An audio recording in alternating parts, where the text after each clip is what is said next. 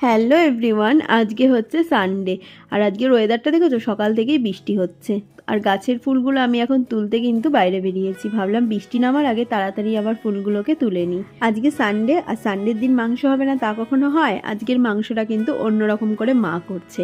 এই রেসিপিটা আমি পরের দিন তোমাদের সঙ্গে শেয়ার করব। আর খেতে কিন্তু দারুণ হয়েছিল। এই সমস্ত গোটা মশলাগুলোকে তেলের মধ্যে নেড়ে তারপর সেটাকে বাটা করে তারপর মাংসটা রান্না হয়েছে। এই রেসিপিটা পরের দিন পুরো শেয়ার করবো, কারণ দারুণ খেতে হয়েছিল। আর আমি এই দিকে বারান্দায় কিছু গাছ রেখেছি, যেরকম কিছুটা রয়েছে স্পাইডার প্ল্যান্ট, আর এই বড় গাছটা কি গাছ সেটা আমি নিজেও জানি না।